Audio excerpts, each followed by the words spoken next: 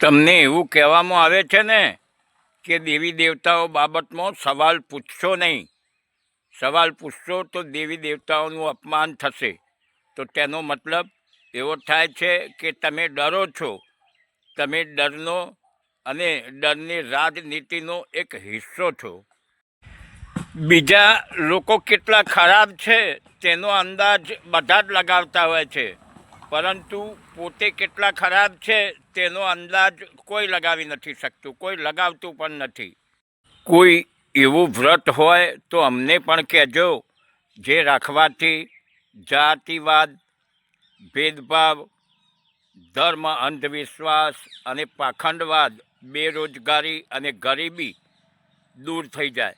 એવું વ્રત કોઈ હોય તો અમને પણ કહેજો, અમે પણ રાખીશું. કોઈ પણ ચીજ પોતે કમાવેલા પૈસાથી ખરીદી અને જોજો, આપોઆપ જિંદગીના બધા જ શોખ તે વખતે પૂરા થઈ જશે.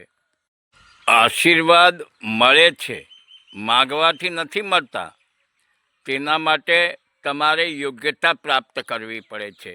યોગ્યતા પ્રાપ્ત થાય એટલે ઓટોમેટિક આશીર્વાદ તમારા પર વરસે છે. તે કોઈ સીના ઝપટીથી નથી મળતા.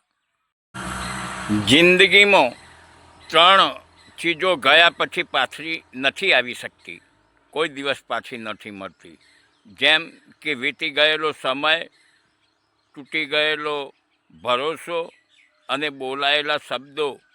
એટલે જે પણ બોલો તે જોઈ વિચારીને બોલો. મોઢામાંથી નીકળેલા શબ્દો પાછા નથી આવતા, અને કોઈનો ભરોસો તોડ્યા પછી તે ફરી નથી આવતો.